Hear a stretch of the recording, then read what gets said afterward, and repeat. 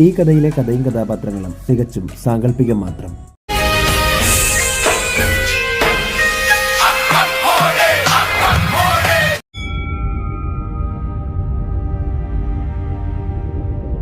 മാതുലികയുടെ കണ്ണുകളിൽ ജ്വലിക്കുന്ന ആ പക കണ്ടപ്പോൾ തന്നെ സരോജിനിയും ശർമ്മയും വിറച്ചുപോയി. മാതുലിക ഒട്ടും സമയം കളയാതെ അവർക്ക് നേരെ വിരൽ ചൂണ്ടി ഗർജിച്ചു. സരോജിനി, നുണകൾ പറഞ്ഞ് എന്നെ കബളിപ്പിക്കാൻ നോക്കണ്ട. 25 വർഷം മുൻപ് എന്റെ കൈകളിൽ നിന്ന് നന്ദൻ തട്ടിയെടുത്ത ആ കുഞ്ഞിനെ നിങ്ങൾക്ക് എങ്ങനെ കിട്ടി? നിശിഗന്ധ വൃന്ദിയായി വളർന്നത് എങ്ങനെയാണെന്ന് എനിക്കിപ്പോൾ അറിഞ്ഞേ പറ്റൂ. സരോജിനി വിറയ്ക്കുന്ന സ്വരത്തിൽ മറുപടി പറഞ്ഞു.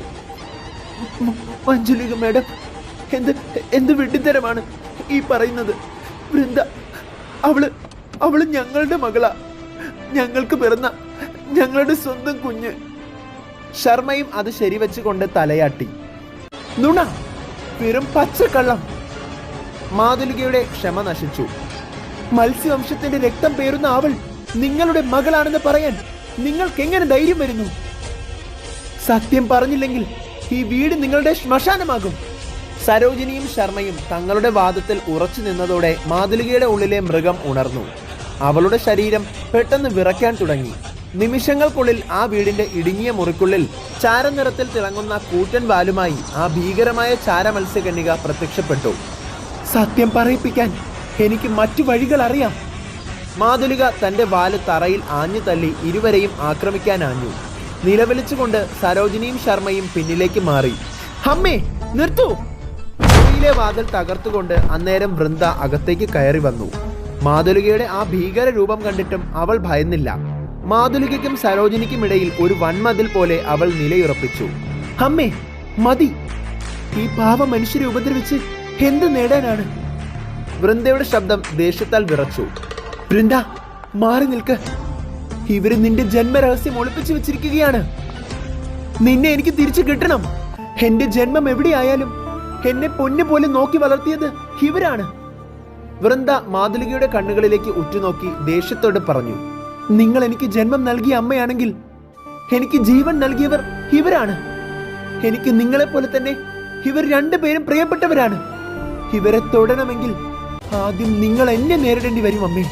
വൃന്ദയുടെ ആ ഉറച്ച വാക്കുകൾ കേട്ട് മാതുലിക സ്തംഭിച്ചു നിന്നുപോയി.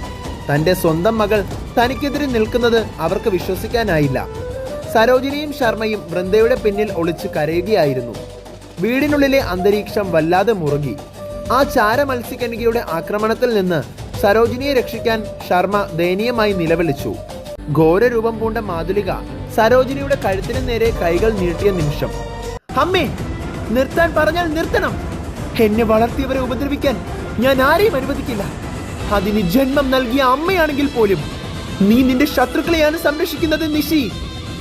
നിന്നെ എന്നിൽ നിന്ന് അകറ്റിയവരാണിവർ. മാതുലിക രോക്ഷത്തോടെ തന്റെ ശക്തി പ്രയോഗിച്ചു. സ്നേഹം തന്നവർ ഒരിക്കലും ശത്രുക്കളാകില്ല അമ്മേ.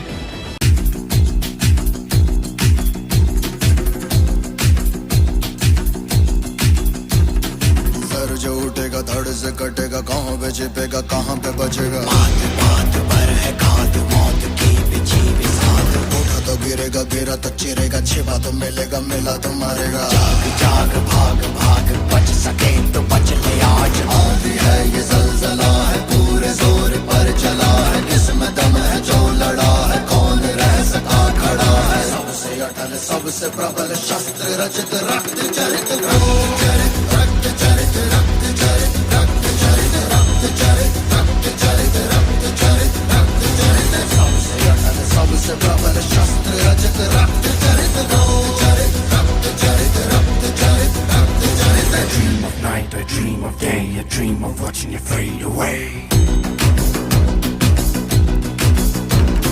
Feel me once, feel me twice, feel me more, I'll shoot you at sight. സരോജിനിയും ശർമ്മയും ഭയന്ന് വിറച്ചു നിന്നു. തങ്ങൾ ഇത്രയും കാലം മകളായി വളർത്തിയത് കടലിന്റെ രാജകുമാരിയെയാണെന്ന സത്യം അവരുടെ കണ്ണുകളെ ഈറനണിയിച്ചു. ഇറങ്ങിപ്പോകൂ അമ്മേ.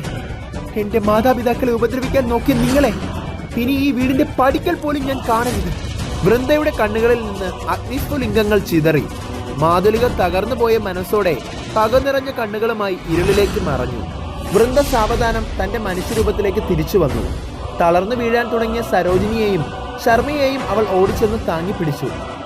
അച്ഛാ, അമ്മേ, പേടിക്കണ്ട, ഞാനുള്ളപ്പോൾ ആരും നിങ്ങളെ തൊടില്ല. അവളുടെ സ്വരം ഇടറുന്നുണ്ടായിരുന്നു.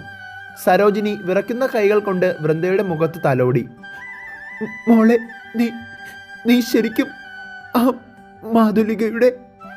ശർമ്മയ്ക്ക് വാചകം പൂർത്തിയാക്കാൻ പോലും കഴിഞ്ഞില്ല. ഒന്നും പറയണ്ട അച്ഛാ, നിങ്ങൾ കണ്ട ഈ കാഴ്ചകളും കേട്ട സത്യങ്ങളൊന്നും ആരോടും പറയരുത്. നിങ്ങളെ ഒരു അപകടത്തിലേക്ക് തള്ളിയിടാൻ എനിക്ക് കഴിയില്ല. നിങ്ങളെന്നും എൻ്റെ അച്ഛനും അമ്മയും ആയിരിക്കും. ശപഥം ചെയ്തതുപോലെ വൃന്ദ ആ വീടിന്റെ പടിയിറങ്ങി. എന്നാൽ ആ നിമിഷങ്ങളിൽ ഷിഗാവത്ത് തറവാട്ടിലെ മറ്റൊരു മുറിയിൽ പകയുടെ കനൽ ആളിപ്പടരുകയായിരുന്നു. സരോജിനിയുടെ വീട്ടിൽ നടന്ന സംഭവങ്ങൾ അറിഞ്ഞ ആലിയ രോഷം കൊണ്ട് വിറച്ചു. എന്റെ അമ്മയെ ആക്രമിക്കാൻ നീ തുനിഞ്ഞോ വൃന്ദ? ആലിയയുടെ കണ്ണുകൾ മത്സ്യത്തെ പോലെ തിളങ്ങി. മത്സ്യലോകത്തിന്റെ രാജകുമാരിയായി നീ വാഴ്ത്തപ്പെട്ടപ്പോൾ ഞാൻ ക്ഷമിച്ചു. പക്ഷേ എന്റെ അമ്മയുടെ ദേഹത്ത് കൈവയ്ക്കാൻ മാത്രം നീ വളർന്നുവോ? ആലിയ തന്റെ മത്സ്യകന്യക രൂപത്തിലേക്ക് മാറി മുറിയിലാകെ ആഞ്ഞു വീശി. ഇനി നിനക്ക് ഈ തറവാട്ടിൽ സ്ഥാനമില്ല. മാതുലികയുടെ മകൾ ആരാണെന്ന് നിനക്ക് ഞാൻ കാണിച്ചു തരാം. നിന്നെ എന്നേക്കുമായി തകർക്കാൻ ഈ ആലിയ വരുന്നുണ്ട്. മാതുലിക വീട്ടിൽ വന്നിട്ടും 10 ദിവസമായിട്ടും ഇതുവരെയും വീട് റെനോവേറ്റ് ചെയ്യാത്തതിന്റെ കലിയിലാണ് സ്വപ്ന.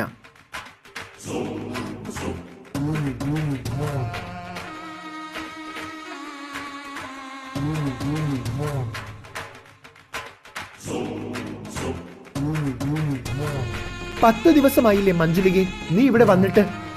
ഒരു സിമന്റ് കട്ട പോലും ഇവിടെ ഇളകിയിട്ടില്ല. പണി അറിയില്ലെങ്കിൽ അതങ്ങ് തുറന്ന് പറയണം. അല്ലാതെ ഇവിടെ കളിച്ചു ചിരിച്ച് നമ്മുടെ ഭക്ഷണം കഴിച്ച് ഇങ്ങനെ കഴിയാമെന്ന് വിചാരിക്കണ്ട. മര്യാദയ്ക്ക് ഈ പടി ഇറങ്ങിക്കോണം.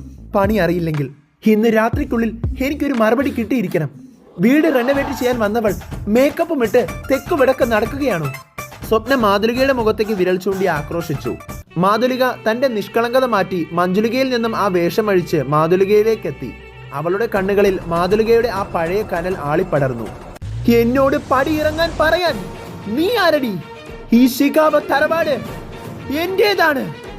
എന്റെ ഭർത്താവ് ഈ നിൽക്കുന്ന നന്ദഗോപാലനും ഈ വീടിന്റെ അന്തസ്സും അധികാരവും എന്റെ കാൽ കീഴിലാണ്. നിന്നെ പോലെ ഒരുവൾക്ക് ഇവിടെ സ്ഥാനമില്ല. ഇറക്കി വിടണമെങ്കിൽ നിന്നെയും നിന്റെ കൂട്ടരെയുമാണ് എനിക്ക് പുറത്താക്കേണ്ടത്. ഇറങ്ങിക്കോ. എന്നോട് പടിയിറങ്ങാൻ പറയാൻ നീ ആരടി? മാതുലികയുടെ വാക്കുകൾ ഓരോന്നും നന്ദന്റെ നെഞ്ചിൽ കനലായി തിറച്ചു. നന്ദഗോപാലൻ ഒരു നിമിഷം ശ്വാസം നിലച്ച് നിന്നുപോയി. തന്റെ മൂക്കിൻ തുമ്പത്ത് 10 ദിവസമായി കളിച്ചു ചിരിച്ചു നടന്ന ആ പെണ്ണ് 25 വർഷം മുൻപ് താൻ ചതിച്ചിട്ട് വന്ന മാതുലികയായിരുന്നു എന്ന് തിരിച്ചറിഞ്ഞ നിമിഷം അവൻ തളർന്നുപോയി. നിമിഷ നേരത്തിനകം മുറ്റത്തേക്ക് പോലീസ് ജീപ്പ് ഇരച്ചു കയറി വന്നതും നന്ദന്റെ കാലുകൾ വിറയ്ക്കാൻ തുടങ്ങി. നന്ദ, ഇതെന്തൊക്കെയാണ് ഞാൻ ഈ കാണുന്നത്? ഗോകുല അച്ചമ്മ ഓടി വന്ന് നന്ദന്റെ ഷർട്ടിൽ പിടിച്ചു കുടഞ്ഞു. ഈ സ്ത്രീ പറയുന്നത് സത്യമാണോ? നീ ഞങ്ങളെ ഇത്രയും കാലം കബളിപ്പിക്കുകയായിരുന്നു. മറുപടി പറഞ്ഞ അച്ചമ്മയുടെ നിലവിളി തറവാടിന്റെ ചുവരുകളിൽ പ്രതിധ്വനിച്ചു. മോക്ഷ് തന്റെ അച്ഛനെ അറപ്പോടെ ഒന്ന് നോക്കി. അച്ഛനെ ഓർത്ത് എനിക്ക് അഭിമാനം തോന്നിയിരുന്നു. പക്ഷെ ഇത്രയും വലിയൊരു ചതിയനായിരുന്നു അച്ഛൻ. അപ്പോ ഈ മാതുലിക ഇവരച്ഛന്റെ ഭാര്യയായിരുന്നു അല്ലേ? ആദ്യ ഭാര്യ. ഛേ, സ്വന്തം കുടുംബത്തെ പോലും വഞ്ചിച്ച നിങ്ങൾക്ക് എങ്ങനെ ഞങ്ങളുടെ മുഖത്ത് നോക്കാൻ കഴിയുന്നു? മോക്ഷിന്റെ വാക്കുകൾ നന്ദനെ ശരിക്കും തളർത്തി.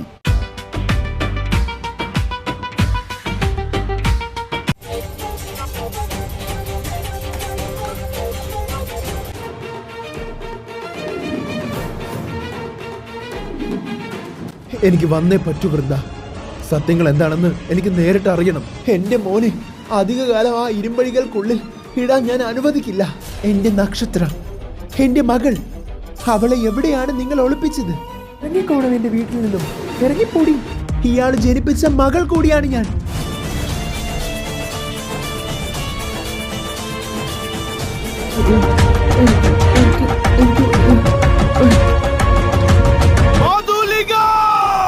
Breaking news.